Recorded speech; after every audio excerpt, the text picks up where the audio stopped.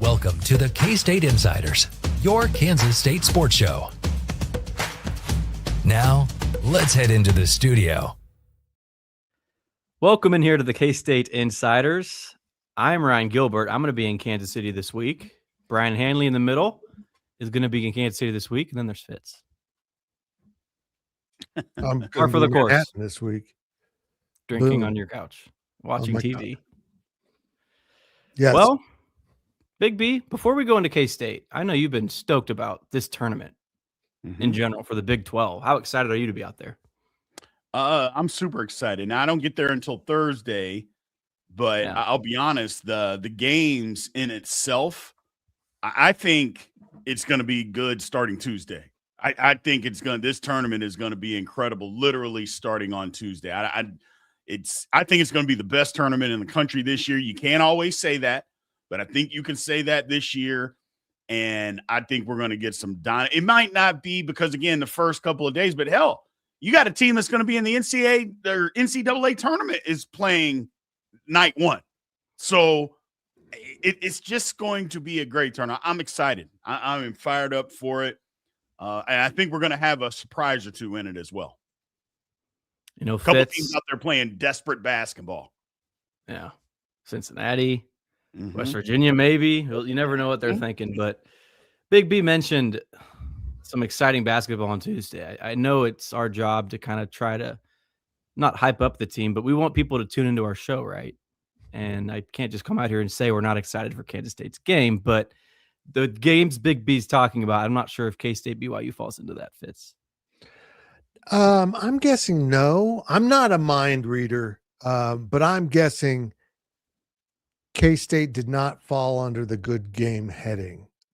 Just a while. Big B, am I wrong? Playing the instincts here. I would say I think this game is going to be better than what you think.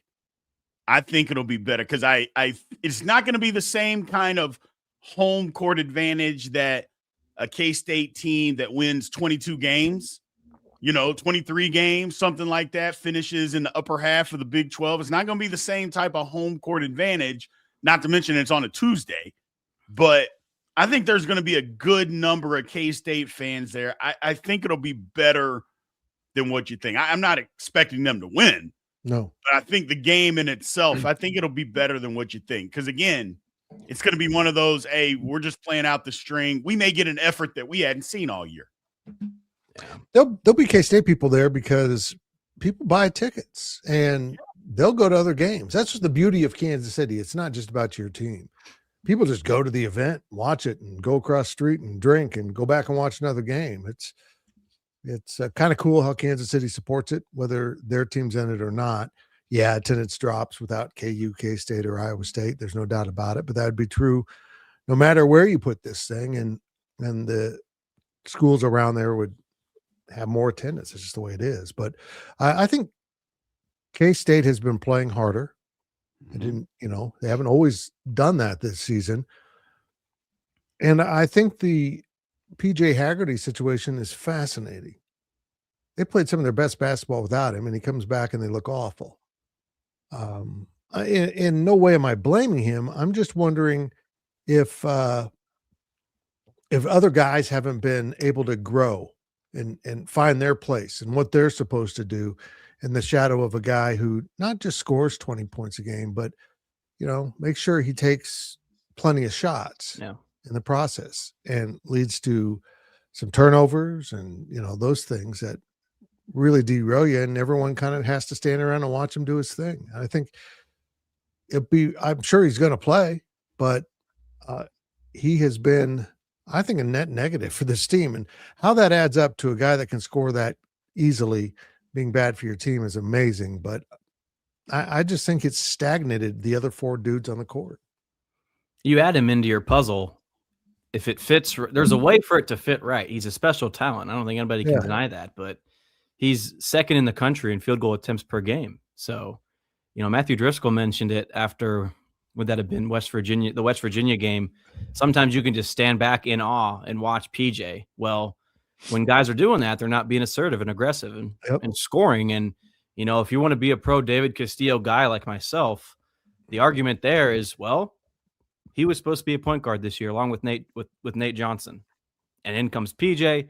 Everybody has to take a step back, and not just the field goals and the production there. Guys, he's 3.3 turnovers per game. That's like top 10, top 15 in the entire country. So yeah, he's top 5 in the country in scoring, but he's also taken like 18 shots a game, turning the ball over, not being the Marquis Noel that Jerome Tang needs, because you give him a good point guard and you can live with the turnovers, because Marquis was turning the ball over as well. But if he facilitates the offense, you give him a Keontae Johnson next to him, who also takes a lot of shots, is productive, can work out. I'm not going to fault anybody for grabbing PJ. You just have to use him the right way. And when he's getting so much volume, so much usage, well, you've got 3 wins on March 9th in the Big 12. I'm still amazed, Gills, that he has tried to replicate Marquis Noel with guys that are nowhere near Marquis Noel. No, Tyler Perry does not even come close. Whatever you think about Marquis and how much he did shoot the ball from long distance, driving to the basket, I still believe when he put the ball on the floor and went to the rim, he was looking for an open shot for someone, maybe him. There was no decision made until he got there. Mm-hmm. PJ and others, Tyler Perry, feel like I'm going to the rim and scoring. Oh, I can't do it. Is anyone open? Oh, they don't have a plan B. They've decided they're going to do something, and then when that doesn't work, it's usually a turnover. Special point guards are unique, and they're valuable. And the fact that coaches that have been in this business this long don't understand that you just can't make someone a point guard overnight, that it is literally almost like a calling to be really good at it. I'm just astonished. I've never heard of a basketball coach thinking they could just fabricate a point guard out of a shooting guard at this level. Junior high, high school, okay. But major college, no. This is where they've missed the most. They haven't put together a team that wants to play together. They've found point guards after Marquis that want to score for themselves, period. Well, it's positionless basketball these days. And so, the point guard, the shooting guard, they're kind of combined into one. It's like you said, it's not like Marquis didn't take shots. He did. He was just able to facilitate to other guys. Right.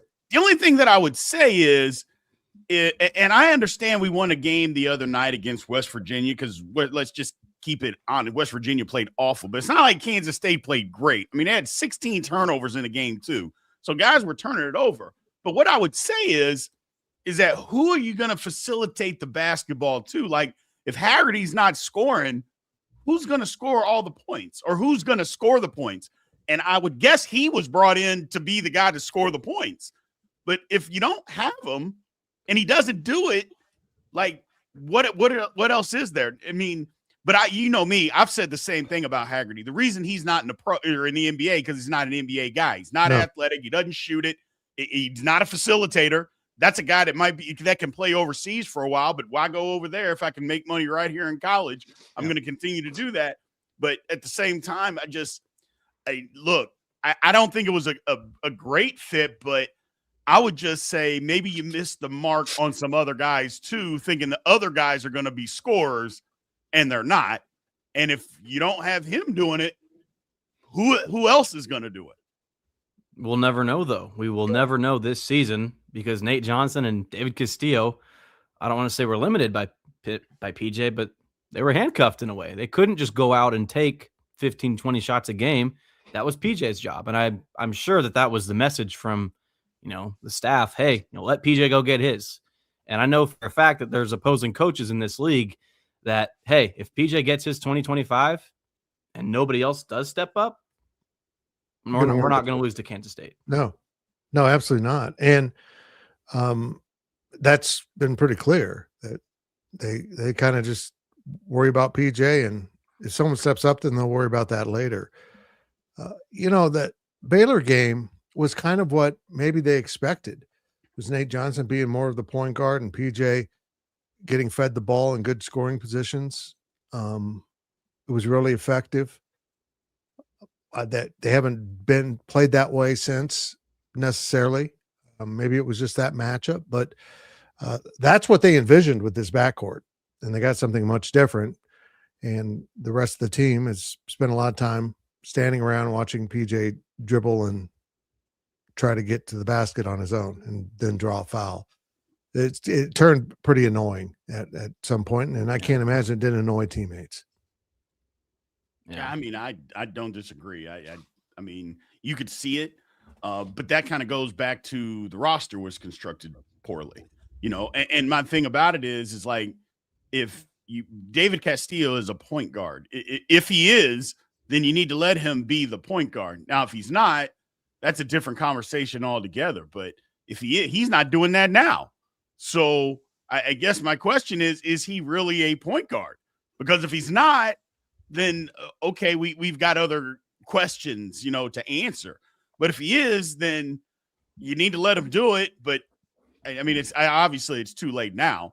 Yeah. But I just, again, it kind of goes to the roster just not being a well-rounded roster, you know. And again, some injuries came into play there too. Let's not kid that, but it just not being a well-rounded roster. And you would think this. I don't think Memphis has, you know, this exorbitant amount of money to just throw around, but they got some. You know, I'm pretty familiar with that program. Memphis has got a little money. They were really good last year. You let the best player on the team walk. I mean, maybe that says something. I know. You know, he's a good guy. He's a good kid. Nobody thinks that PJ Haggerty is a bad kid because he isn't. Nope. He's a great kid.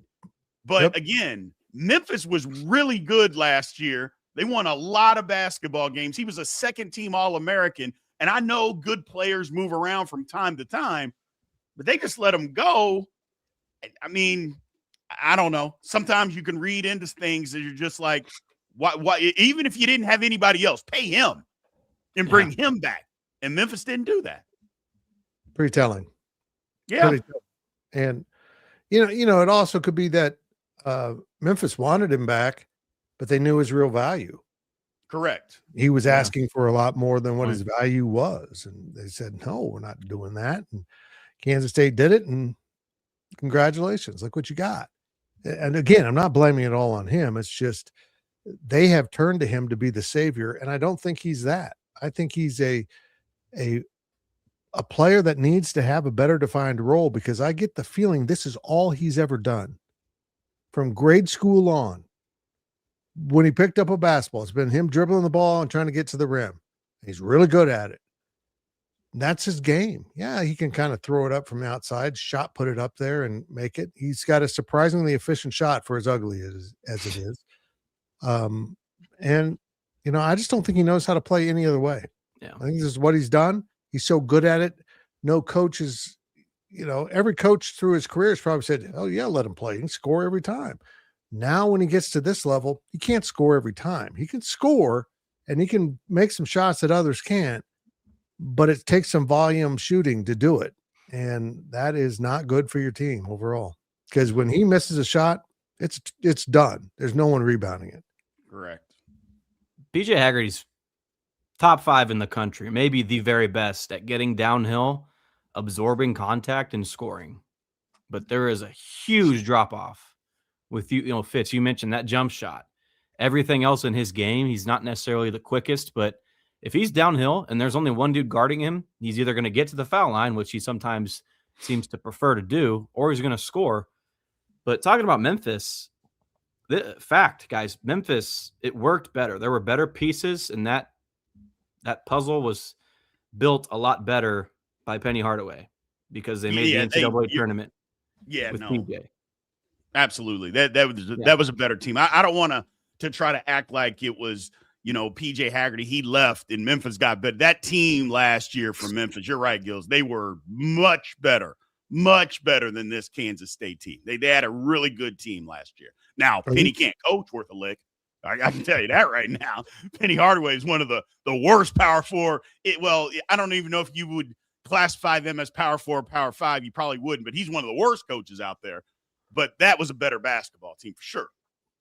But Did Kansas State have a worse coach than Penny Hardaway? Penny used him better than K-State.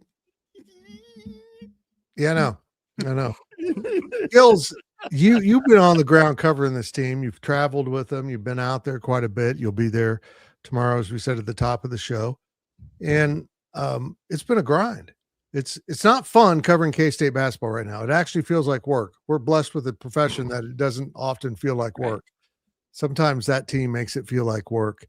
But I'm going to ask you to do me a favor. There is a game after Kansas State. So if K-State loses, please don't streak on the court. Don't have any celebrations. Don't keep your clothes on. You can have some celebrations, but keep your clothes on. Don't do anything out of hand.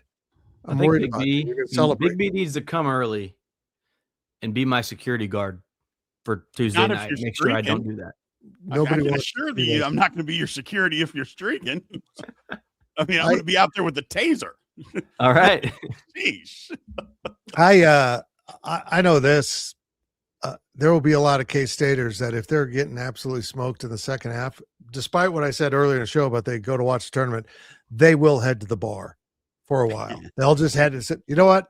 I'm a K-Stater. I need to go have an Aggieville refill right now and cross the street to P&L and do that, and then maybe pop back in. Well, K-Staters will say, we're going to go back for the late game and never make it and have to Uber home. So I know what this culture is about, and I'm proud of it.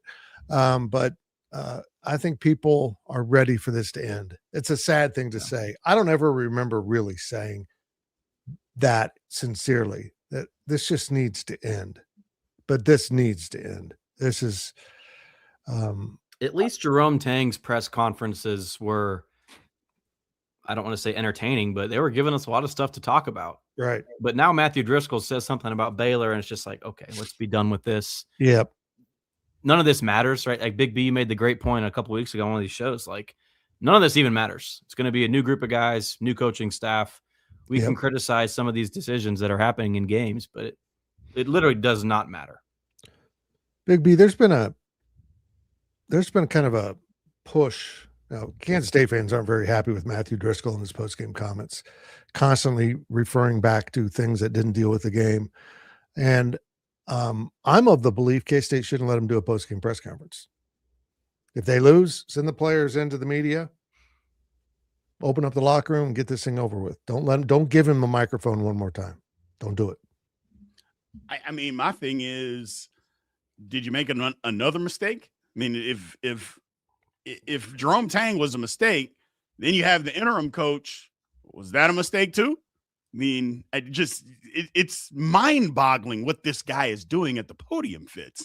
I just don't understand what's going on. I'm like, just keep the damn comments to the game and leave it at that. I don't need to know anything else. I don't need to know your undying love for Jerome Tang. I get it. I understand it. And I even respect it, actually. But every game, every night, it's always something with this guy. I'm like, my goodness, no wonder the team's not any good. We got this guy that the guys are having to listen to. Lord have mercy. What is going on, guys? Strange fella. No doubt about it. Well, when they win a game, it's all Tang's.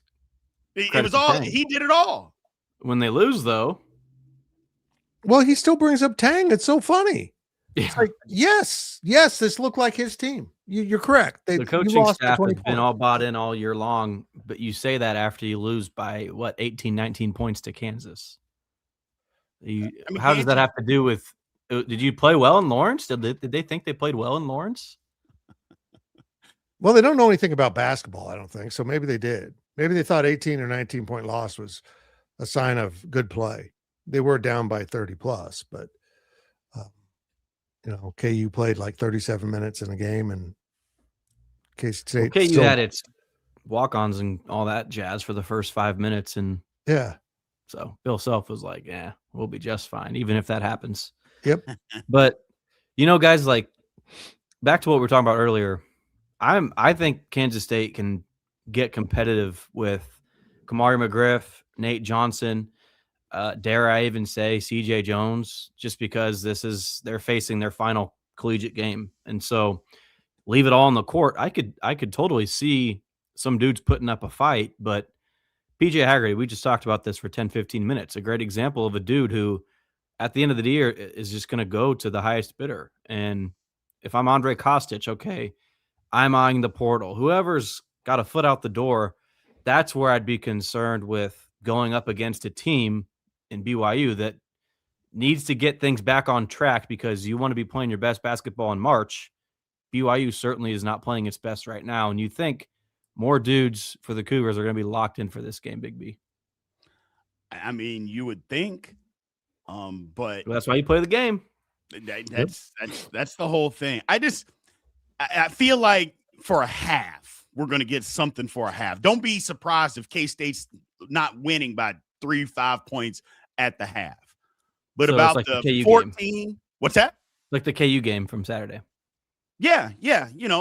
But like around the 14, 15-minute mark, I suspect that talent is going to rule the day, and BYU will end up taking over, and they probably win by 15 points, 12 to 15 points. But I think K-State's going to give it a shot. I think they'll punch BYU in the mouth. I will say this, from covering the Big 12, if you punch BYU in the mouth, there's a chance you knock them out. Because we've seen BYU, they get punched in the mouth. They don't like that. They don't like that at all. And they don't have a whole lot of fight back right now without Richie Saunders. So I would just say be prepared for K-State to punch them in the mouth. And then, like I said, talent will take over. But if we get out on them for a little bit, okay, I can see that happening. But they're a better basketball team. And they're a more physical basketball team, which is wild because BYU's not very physical. They got a couple of guys, but they're not a very physical team at all. So, but I just think it'll be closer for a long time. I really do. I think K-State will get the best effort. Guys, in a week from now, there's a chance that there's a new head coach hired, and I'd love to get into this here in a minute, but this might be the final show of the Jerome Tang era. Mm-hmm. And to circle back to Marquis Noel and PJ and all this guard stuff, Marquis Noel had his issues, and people seem to forget about that. He left the team mid-year at Little Rock and had a lot of turnovers his first year under Bruce Weber. And the ironic part here is Marquis's turnovers skyrocketed under Jerome Tang. And so you let a player like that go play, and he's able to just thrive because he doesn't have a leash on him, so to speak. He can just go do his thing.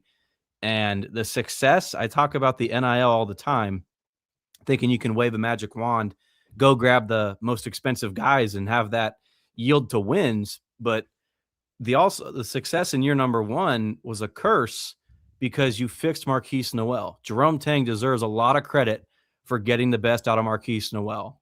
But to think you could get the best out of every single player that might have, I don't want to say some issues or baggage. Some guys do, some guys don't. Clearly, your message got across to Marquis and the entirety of that first roster. But that message, your pitch, your way to get the best out of guys did not work out from years 2, 3, and 4. No. I didn't ever imagine when it took place that they just flat got lucky with that first team. There was a magic between Keontae and Marquis. And Jerome Tang's style worked well with that group. Marquis thrived not being overcoached. Yeah. Not having his game micromanaged and feeling like every time he made a mistake, he was coming out of the game. Jerome Tang let him play. Jerome Tang handled him. Once they figured each other out, that was a really good combination, coach and player. I think Jerome Tang did an incredible job with Marquis.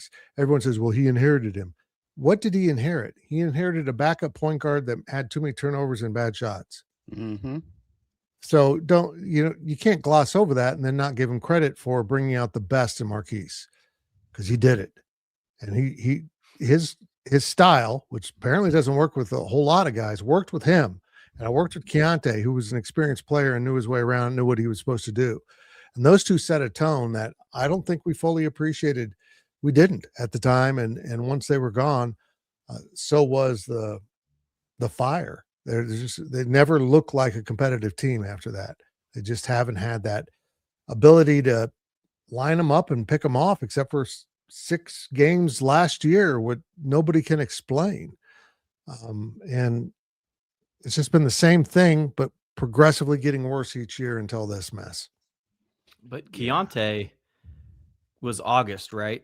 Yeah. Super late. And to grab a guy that late, a superstar, to complete your puzzle, again, you can fall in love with that. I love what we've got with Nate Johnson here and David Castillo there. If we had PJ, that's going to complete everything. And it did the exact opposite. It backfired. That dude goes out, shoots a million shots a game, and you don't win games. You had a plan in place here with your players, and it all gets thrown out the door the moment you bring in that next superstar. So it worked when you brought in Keontae. You needed a right-hand man for Marquis Noel. The exact opposite happened, this past season. And you mentioned the micromanaging and, Bruce Weber, God bless his heart, Barry, and all the screaming and yelling that you constantly heard. That was not the case in year number 1 on Jerome Tang, right? Marquis Noel, you go play, you do your thing. But last year, David Castillo's freshman season, how many times did you see him check in, maybe miss a shot? I don't even know what would happen, and he's yanked right out. Andre Kostic, this season, miss a shot, you're out. You can't get into a groove if you don't have any trust that you're going to stay on the court if you don't do everything picture perfect. Well, if they were as good at 3-point shooters as CJ Jones, they could stay on the floor.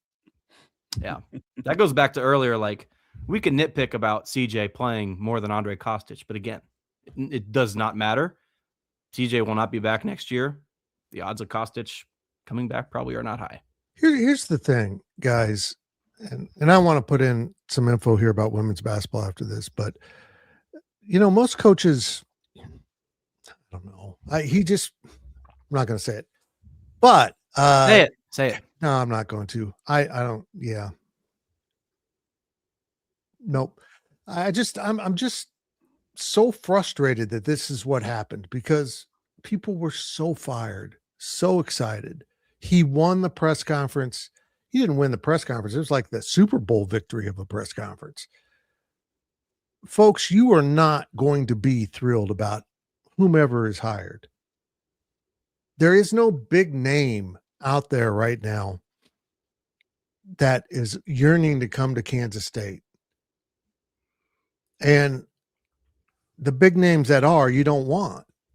This is such a weird time in college basketball. I've said it over and over that the game has changed. I don't care what certain coaches did in the past. I don't care. The game is totally different. If you can't win in this environment, no. So, and also I mentioned this today's DD, the portal has made the Cinderella story in the NCAA tournament almost irrelevant. Now the Cinderella story is an ACC team that shouldn't have gotten in the tournament, winning their tournament and going all the way to the Final Four. But to call North Carolina State a Cinderella seems a little silly since they've won a national championship before. And so without those Cinderella stories, that's when most of you defined who were the up-and-coming coaches. Look at him. He's in the Sweet 16. I know about him now. He's all so good. And now people are like, well, that guy lost a game. Okay. I mean, are you going to only hire coaches that win every game? I mean, I don't know. You're not going to be excited about the name. And I don't know who it is, but I know the list. And if you've been following closely, you know who the candidates are and what they bring to the table. And if not, most people won't. And they'll be like, who is that? So be it. I don't care if he loses the press conference. I don't care if people hate the hire. Bruce Weber got, people were out there protesting his hire, and he ended up having some good seasons. I don't think he was ever a fit for Kansas State, but I think all the guys that might be hired here are a fit. And I think fans will grow to like them. They're just going to be like, huh? When it happens. That's fine. Lose the press conference. Good. Bill Snyder wasn't greeted with, oh, he's going to get it done. And yeah, I can't believe Kansas State basketball has fallen to this level. And I think Jerome Tang did something no other coach has been able to do. He broke my generation's will. And I think that goes for the donors that have generously helped him with NIL. Guys that are older than me, but remember what K-State basketball was, and I think they felt like this was it. This is the last shot, possibly. And he totally squandered it for K-State. He failed K-State in a way that is unbelievable. It's unimaginable how bad a job he did after going to the Elite Eight. And I think everyone's ready to move on. And that includes, as soon as that buzzer goes off, I think a lot of people are going to turn off K-State for a while, which is fine. No, but the women gave us a good story this week. It was kind of last week. It was kind of fun to have them rattling off 3 wins. It was, yeah, I think fans reacted to it because it's like, holy crap, it's good news in basketball. And they were very excited about it. That was impressive. And, but I know I've been talking a lot, but this was the bottom line why the women won and played competitively against a really good TCU team. They cared. They cared for 40 minutes, even down to Texas Tech. They cared and kept fighting and scored the last 21 points of a game. Are you kidding me? It's those kind of effort and pride in the product you're putting on the floor we did not see from the men that the women have offered. And I think it was really good for K-State fans to be reminded not everyone goes through the motions. Nope, they don't. I thought what they did was great. You're right, Fitz. They cared. They played hard till the end. But I don't want to overlook the fact. And look, this is coming from an old basketball player, and it was a million years ago. I mean, I know you guys think differently. I don't think Kansas State basketball team is very good. I just don't. I don't think they have very good basketball players. I don't. I said it from the very beginning. Like, I don't think these guys are that good. Now, maybe they were good at different levels, and maybe they could play spot. But you start looking around the Big 12. You just think about the Big 12 basketball teams. How many guys on Kansas State could start on any Big 12 team outside of Utah? And maybe Utah, but outside of Utah, who starts anywhere? Like, you could even say PJ Haggerty. He's not starting on any of the top 6 teams in this league. Not one of them. And so you start thinking about that, and then you're like, well, damn, Big B, maybe you're right. Yeah, I just don't think that they were that good, and I think we got sold a bill of goods on how good they were going to be, which, again, is part of why Fitz is so mad at Jerome Tang, and you should be, because we're going to do this, and we got this, and he must say he's a good salesman. That's what he is. He's a good salesman. I give him credit, but I just don't think it, guys. I really don't. I'm not saying there's no talent, because that would be a disservice to those guys. But if we're just being honest and just say, okay, let's look at the Big 12. Who starts on all these other teams? And then you really have to start thinking about it. It's like, who's going to start? And if you can't come up with, half the teams in this league, then how good are you? And that's the difference, is that the team is not that talented. I mean, you can put them wherever you want to put them. And we saw them early in the season. But I think what happened early in the season, and Fitz, you say this a lot, and you're dead on. When you get into conference play, teams know you, coaches know you, and they know how to play you. They know how to scout you. In the non-conference, teams didn't. And then we saw them when they didn't make a bunch of shots, they were getting beat by teams, and we're like, oh, like what? But when they did make a bunch of shots, they stayed in the game, like a game against Nebraska, who turns out Nebraska is really good. K-State made a bunch of shots, okay? But when it came down to it, why did they lose? Because they couldn't get a rebound, and they fouled. Okay, well, that turned out to be a problem all year long. So I think that sometimes we have to put it in perspective, even though it hurts and we don't want to, is that I just don't think the team is that talented. And when you're playing in a league as good as this and you're not that talented, and a coach that can't coach, let's not forget that, he's bad coach, you're in for a world of hurt, guys. It just, I know that sucks to say, but it's just the truth. It just, you can't mix all, something's got to be good. You got really good players, but the coach sucks. Okay, well, players can sometimes overcome that. Vice versa. Coach is really good, players not great. Yeah, you know what? But your coach can get you 6 or 7 wins in a league just because of X's and O's, and he can do that. Well, when you don't have either, this is what it looks like. Gills, let me ask you a question. If you removed PJ Haggerty and Nate Johnson from this current team and replaced them with Marquis Noel and Keontae Johnson, what would that team do? Would they be an Elite Eight team? I don't think they would be. Nope. No. Because to Big B's point, we talk about those two a lot. We talk about PJ and Nate a lot. There's more. The rest of the team just isn't that good. Right. There's no one close to Naquan Tomlin or Desi Sills. Desi brought so much energy and playmaking. And he was the fourth dude. Mm-hmm. Yes.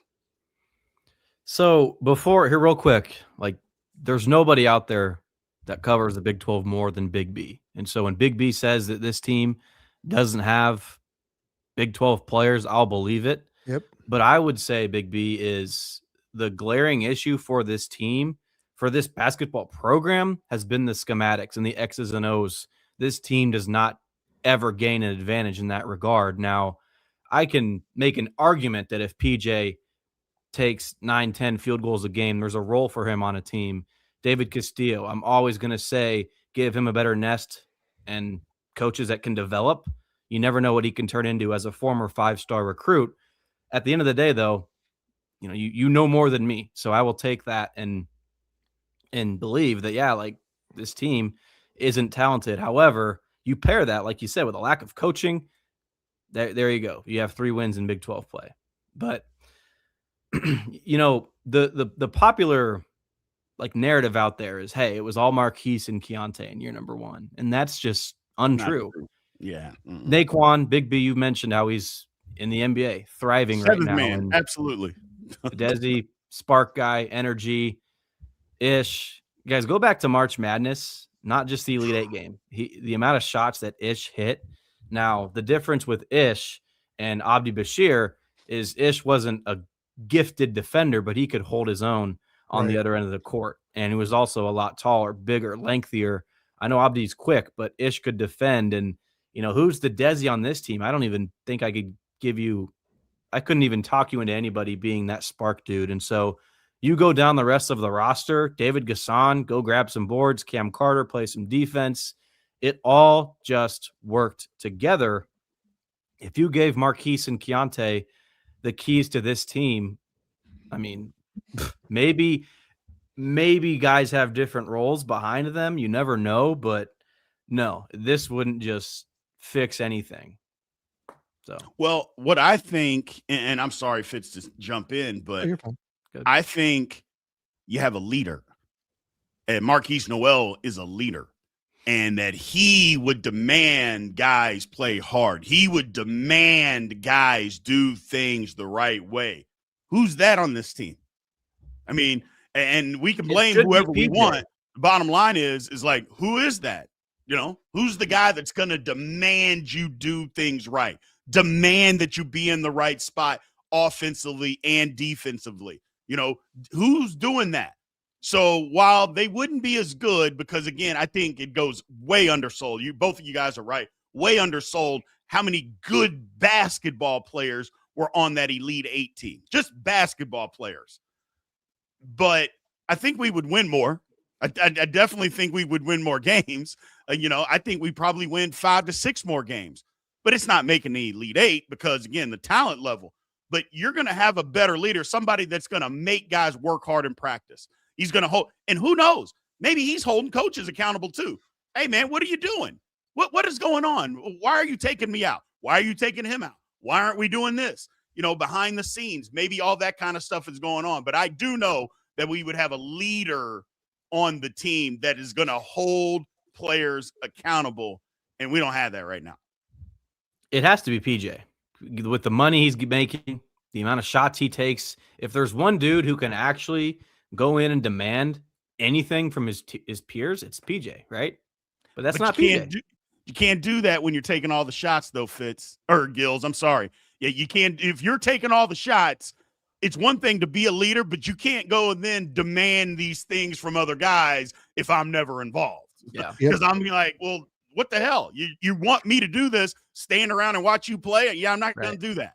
So when you start passing me the ball a little bit and I can be involved, then you can hold me accountable. Yeah, I'm going to work a little harder on defense. But if I'm standing there while you take 25 shots and I get 6, I'm not going to work as hard. And, by the way, you're going to take 25 shots and you're going to make 9 of them. Well, okay, that's fine for you, but it's not fine for me. A couple comments I want to bring up, guys. Yep.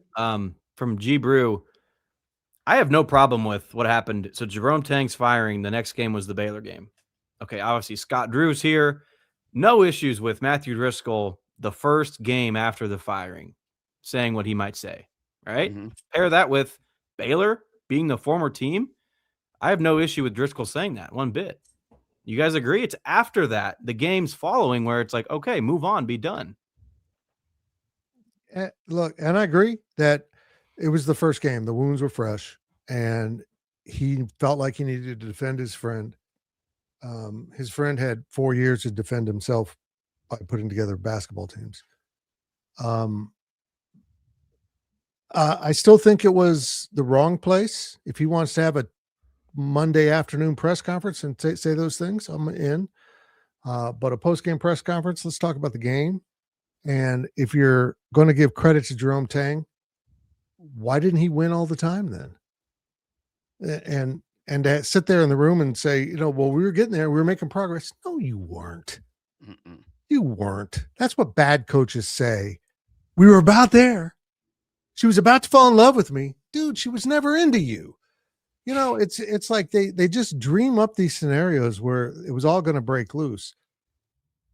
The team wasn't very good. It was poorly coached, and it didn't deserve the kind of financial or emotional support it got from K-State fans. Time to move on. Just time to move on. And, the one thing I hate about firings is how everyone decides everyone's evil and, got to get rid of these guys. I will always like Jerome Tang. I can't explain why he hangs out with Dream Dowling, and that's a God's honest truth. Never made sense to me. But they didn't have anyone on this staff that knew what the hell they were doing. Jerome Tang was obviously not an X's and O's coach. We knew that. He was a recruiter. So he brought with him his best friend, who's a recruiter. He brought a coach from club scene that had never coached at this level. I mean, it just got to be absurd. He brought in, Ulrich, and he was good. Uric, he was good. And you saw the drop-off when he left. He did. And you know what? Uric was good, but he wasn't associate head coach good. I felt like Jerome Tang used this as an opportunity to hand out prizes. Thanks for supporting me. You get to be a coach. Thanks for supporting me. Instead of trying to put together a staff that was going to win and sustain. One of the most important things for any leader, whether it's, politics, business, journalism, I don't care, sports, doesn't matter. Know your own weaknesses. Know what you're not good at and find someone that complements that. And I don't think this program ever came even close to that. So if they roll out someone that doesn't excite the fans, but is one hell of a basketball coach, at this point, I'll take someone who can teach players how to pass, dribble, shoot, cut, defend, to play basketball. I will take that at this point. But to lose with a bunch of guys going through the motions who have such incomplete games, why they ever thought they were going to compete at this level, I don't know. I love Abdi Bashir on the offensive end. He might as well just make a hockey substitution and bring someone else in for defense. It's awful. How did they not see that on film? How? Kostic too. Oh, Kostic. I don't think he's ever been taught defense. He's such a good shooter that they just let him shoot. What's going on in Europe? Don't they play defense over there? But then if Kostic is such a bad defender and you don't want to play him, why did you give up millions to go grab this player? Millions. I thought he was going to outshoot it, Gills. They thought that his shooting ability was going to be so good that you can't keep him off the floor because what he gives up on one end, he'll be able to make it up on the other. And also, I think there was a sense of, look what I did with Marquis Noel. I can do it with him. I can do it with him. I can do it. No, that's not the way it worked and was going to work. You had a unique thing with Marquis. It wasn't the way it was going to be with everyone. If you have a coach come in, Fitz, Mm-hmm. and he's not that X's and O's analytics guru, it may not be the end of the world so long as your associate or one of your assistants is just amazing with that, right? And I think we all want it to be somebody who, actually knows basketball, but somebody on staff has to do it. Now, like, give Rodney Perry credit. He actually coached to the best of his abilities. Anthony Winchester, right? Former player. Yep. Were they great coaches? No, but at least they were doing something. And that's what just remains so puzzling with Jareem. Once you stop recruiting, you literally were not recruiting anymore out of the high school ranks, by the way. None. Well, I think Winchester might be a really good coach. We don't know. He might be. I mean, he went over to Europe and did a lot of the hard work on putting together this roster. I just don't think he was going to get a shot on the staff. He wasn't part of the cult. I mean, he wasn't. Yeah, I'm not sure where his connection. I don't know either. Stemmed from, but he's not part of this strange bond that they have. Just get the band back together, Scott Drew. I mean, what you can hire both of these guys tomorrow. Well, tomorrow evening. You can hire them both. Bring them back.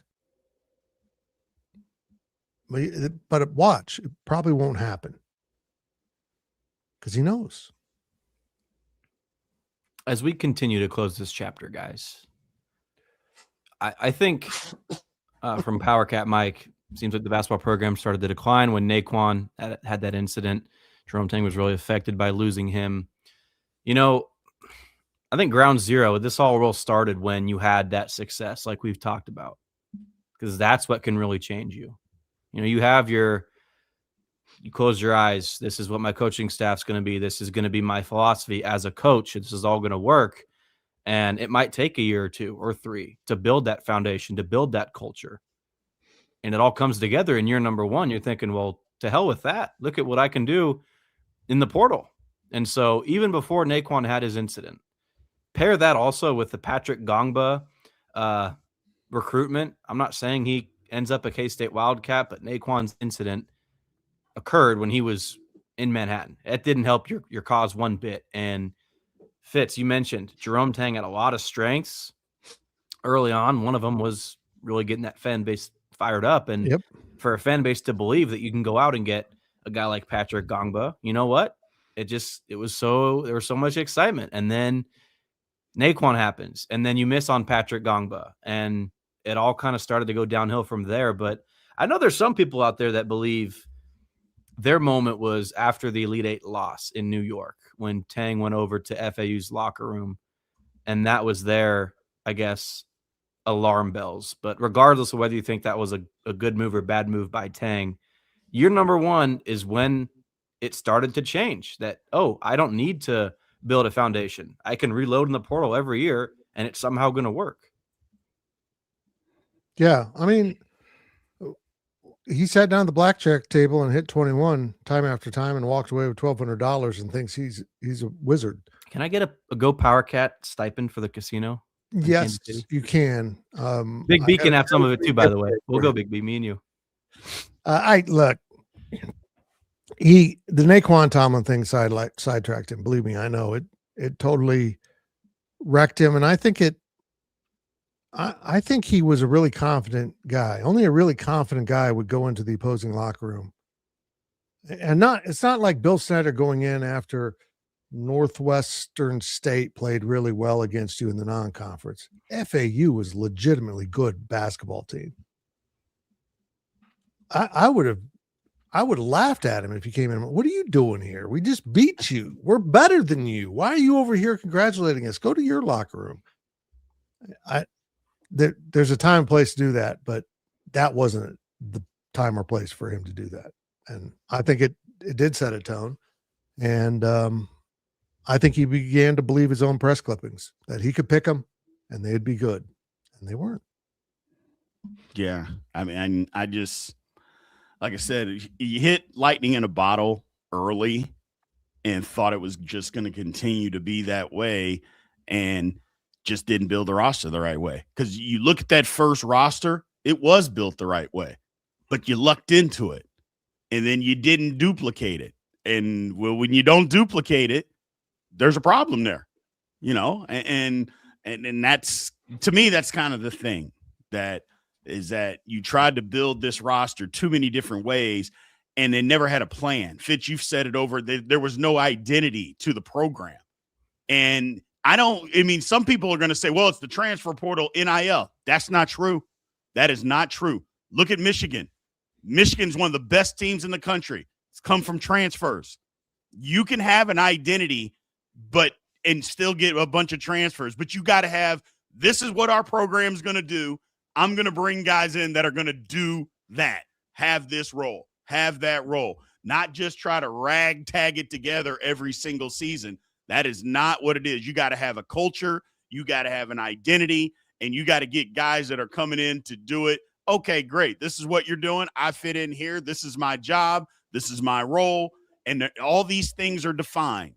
When you don't have a culture and an idea, well, culture is the word. If you don't have it, then you have nothing. In today's day and age, you literally have nothing. And that's the problem with Kansas State. The basketball program doesn't have an identity. And I've said this on here before, on the Insiders before, guys, don't be upset if the new coach stays for 3 years and leaves and uses this job as a stepping stone job. Fine. Build us a freaking culture. Build us an identity. And if that means you do it, you win, and then you leave, fine. Because you know what? The next coach that comes in, Kansas State has an identity. Okay, because that's what we don't have. And we haven't had one for a long time. And that is the problem. There's no identity here. And the coach we thought was going to have an identity, he didn't. He was selling us that, but there really never was one. And that is the difference. You just had really, really good basketball players, and it worked for a year. Well, and that's the difference between good coaches and bad coaches. Some year you're not always going to have the most talent. And the years you don't, can you still win? Well, yeah, I can still win. We can muster up, 20 wins. We can figure it out. But when you don't, and you have no culture, and you don't have the talent, this is what it looks like. And that's what K-State's got to get back to. Just understand what we are, hire the coach. If he uses us, fine. But at least they can build an identity. And I think Fitz, that's what and I'm not trying to read your mind or put words in your mouth, but I think that's why you're so upset, is because the soul of Kansas State basketball is no longer there. And you have been a fan for a lifetime, and it pisses you off. And it pisses a lot of fans off because while we haven't always been great, at least we had a soul, and now we don't. And it got ripped away, and it didn't have to. Amen. David Hoskins, Lance Harris, and Cartier Martin joined the Quint Stewart show last week. Check that out. I think literally half of the freaking show was just old memories, the good times, the brotherhood, the bond they had in Manhattan. And I think none of those bonds are being built in this current environment. None. Yeah, I think 20 years from now, if I had like PJ Haggerty and Andre Kostic on, PJ would be, who the hell is this guy? Like, there's no friendships. Tang can say they like each other off the court, and that might be true. Just because you like somebody doesn't mean you're best buds with them. I'm betting we're going to find out that was never true. There's no way this team loves each other at the level he says and then go out and play that way. Well, I will say that this team seems to like each other more than last year's team. So maybe the bar was set pretty low. I like this year's team more than last year's. Just the guys, I think these are good guys. I do. I don't think there's anything nefarious here. Yeah. I think Abdi and Nate and certainly Taj and David are really good guys. Probably want to go drinking with Buka sometime because, everyone to know you're in the room. I think they're all good guys. There's not one guy on this team that I go, God, I hate that guy. But there were last year. Yeah. But if Coleman Hawkins is who you're getting that, I'd caution people to read between the tea leaves a little bit with the coaching staff that he was under, right? Yep. I think He you've knew. seen some of the stuff He on knows. social media. I'm not going to get into that, but yeah, he knows it was a mess. He didn't help it any. yeah, But he experienced it. And when this is done and over, I will be interested to hear some of the comments. yeah. Tuesday night, guys. To wrap this up, Kansas State against BYU. Earlier on in the offseason, before this season, I think we heard a lot of chatter about this is a really good, hardworking group of guys. They truly care about basketball, right? I'm sure we echoed those words from what we were hearing, but later on, as the offseason kind of progressed, you know what happened? PJ Haggerty was one of the last additions, and then CJ Jones came in when nobody would take him. PJ Haggerty, respectfully, probably cares more about himself, his stats, the points that he gets than being the leader and helping his teammates. CJ Jones, I think you can all formulate your own opinion on him. And so, again, you bring in the wrong guy or two, right? You told CJ, I don't know the ins and outs of it, but CJ was out. He was gone. Deemed him not worthy to be a part of this program. You went and got some guys out of the portal. And then CJ and PJ, right? I'm not saying this is all on these two guys, but I'm a believer that you would have seen probably some better efforts this season, right? The culture, I don't want to say was ever there. I'm not going to say that one bit. But Taj Manning, David Castillo, their voices only having to reach, 10 guys compared to 12 guys, starts to become a little bit more noise when that message is trying to get across. Let's just talk about this real quick before we close up shop. Every coach in the world has a player that's a really good defender that brings something to the court he doesn't have from the rest of his team. A guy that can go in there and defend. He's not awful with the ball in his hands, but he's not a pure scorer. You prefer if he didn't shoot the ball. He does not have the green light. I'm talking about CJ Jones, but he always has the green light. And everyone else in the world seems to understand that CJ Jones shooting a three-pointer a lot of the time feels like a turnover because he takes it too early. He takes it, at an inopportune time, just chucks it up there and leads to a fast break for the other team. Every coach has a player they say, only shoot when you absolutely have to. And that's clearly never been said to this young man because he will shoot it when he doesn't have to. It's just those lack of definition of roles and understanding who they are and how they all fit together. If the coaches don't get it, how do we expect the players to? I totally agree. It's just we can name names if we want. There's just a couple of guys that just aren't worthy of playing Big 12 basketball. That's it. And when you don't have the coaches to help, because you can get those guys, and Gills, you say it, get coaches that can develop. You can get guys that aren't capable, and you can develop them into good Big 12 or at least solid Big 12 basketball players. That can happen.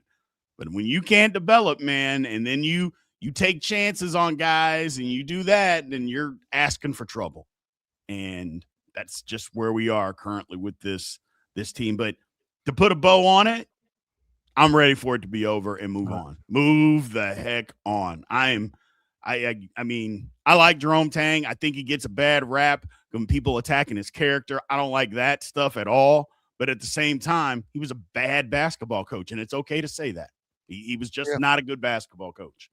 Period. End of story. K-State needs to move on this time from everybody. And I know they fired him, but it just needs to be over.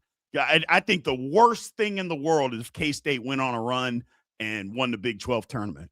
Be quite honest, because it would. Let's just say that happened, guys. That would be the worst thing that could happen because for a fact you're not keeping the coaches. So all you did was delay hiring the next one. Yeah. So, no, that would be absolutely awful. Just awful. So, and I don't care about making the tournament or not, because quite frankly, if they did, they would get their head beaten in the first game. We all know it. So, no. You make me laugh, Big B. No, Beating BYU. I'd be surprised if they get one win. Real quick, though, Big B. What's cooking over at Big 12 Insiders? Tomorrow, I don't know what we're going to do, Fitz. I thought we break down the tournament. I don't think we can do the power rankings tomorrow. I mean, we usually do, but I think that ship may have sailed. I don't know. We can figure it out.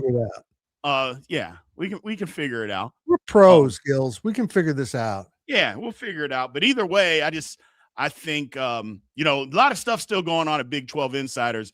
Basketball is still going on. We're covering all the Big 12. So make sure you show up. I know it's bad for K-State, but there are really good basketball teams over there. I think the Big 12 is going to make first of all, the tournament's going to be great, but March Madness, I think Big 12 is going to put on a hell of a show.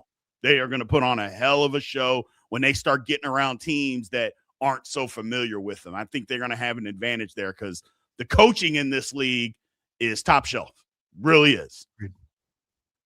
All right, Big B. I'll see you out there. We'll see if I stick around for a few days or not. Maybe I'll get lonely without. I mean, if you don't, just tell me right now you don't like me. Just say that. That's fine. All right, I got to stay then. Fitz can send me some money, and we'll go play some blackjack. We'll hit 21s. We'll think we're on top of the world. Okay. Okay, that'll work. Thank you for watching the K-State Insiders. This has been a GoPowercat.com and Spirit Street production.